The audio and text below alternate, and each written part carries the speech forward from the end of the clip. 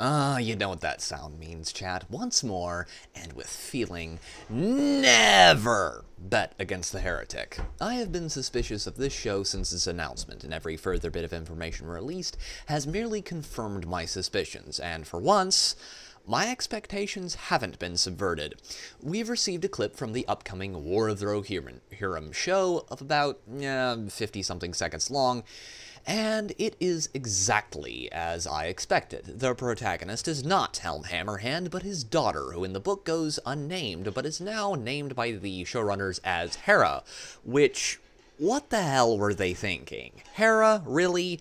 It's a Greek name, not Anglo-Saxon, and considering that Tolkien based the Rohirrim on Anglo-Saxons, you had better believe that a guy with a fetish for Old English like the late professor is rolling in his grave at the naming conventions alone. So what's the scene, you anal Tolkien nerd, and why is it so bad? Well, this scene is yet another example of a male character getting their role stolen by a strong female character that, for all intents and purposes, might as well have been non-existent at this point in the story in the book. Freyleaf, yes, I know I'm butchering the name, is probably not even in the show because this particular scene shows Wolf fighting Hera.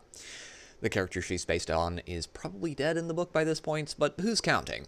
When this should have been Freyleaf storming Meadowseld at the end of winter, but alas we cannot get that badass scene because this show is giving the showdown to Hera instead. A character that is not even named in the appendices, if at all. I knew from the moment this show was announced and the rumors started circulating that we would be seeing an absolute cluster of epic proportions, because I knew that Warner Brothers would be retarded and of course couldn't be bothered to leave well enough alone with a well-written story. Although Peter Jackson and Philippa Boyens cannot be held entirely blameless here, as they are people that I would expect to have some respect for the work of J.R.R. Tolkien, but instead they appear to be updating it for modern audiences, a story that was written by a man who would have abhorred the very concept. This guy nearly disowned his own work because it was well liked by hippies. What do you think that he would do if he knew that his setting was getting updated by a pair of modern hippies purely for profit-producing purposes, all the while pumping it full of preachy feminist propaganda? Because it's a butchering of a beloved franchise, and that's what you do in 2024.